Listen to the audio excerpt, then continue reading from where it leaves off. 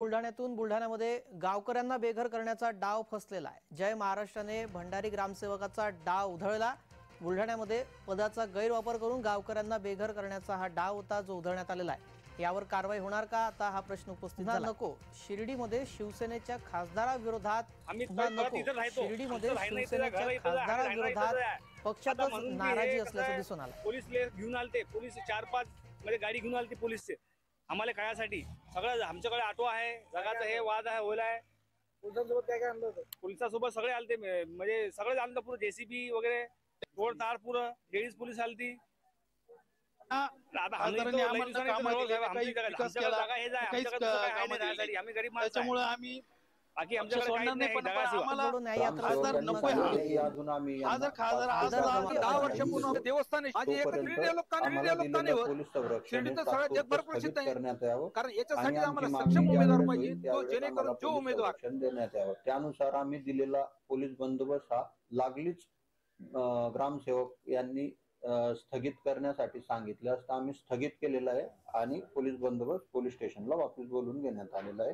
कायदा सुव्यवस्थेची कोणतीही परिस्थिती निर्माण झालेली नाही। निश्चितच संपूर्ण प्रकरण अत्यंत धक्कादायक आहे। बुलढाण्यातील खामगाव तालुक्याच्या भंडारी गावात काही लोकांच्या घरावर आज भंडारी ग्रामपंचायतच्या सचिव शांता क्षीरसागर यांनी अर्ज केल्याप्रमाणे पोलीस संरक्षणामध्ये बुलडोजर चालवला जाणार होता। मात्र आम्ही त्या ठिकाणी पोहोचलो आणि संपूर्ण प्रकरणाची शहानिशा केली असता भंडारी ग्रामपंचायत सचिव शांता क्षीरसागर यांनी आपण कुठल्याच प्रकारे बुलडोजर चालवण्यासाठी पोलीस संरक्षण मागितलेले नसल्याचं सांगितलं। हे संपूर्ण माहिती घेऊन आम्ही पोलिसांना जेव्हा विचारणा केली तेव्हा ग्रामपंचायतीच्या सचिवाकडून अर्ज केला गेला होता। त्यांनी स्वतः पोलीस स्टेशनला येऊन या ठिकाणी पोलीस संरक्षणासाठी पैसे सुद्धा भरल्याचं या पोलीस इन्स्पेक्टर कडून सांगण्यात आलंय। त्यामुळे ग्रामपंचायतच्या सचिव नेमकं का बोलत आहेत यामागे नेमकं त्यांचा काय उद्देश आहे या निमित्तानं उपस्थित झालेले आहेत।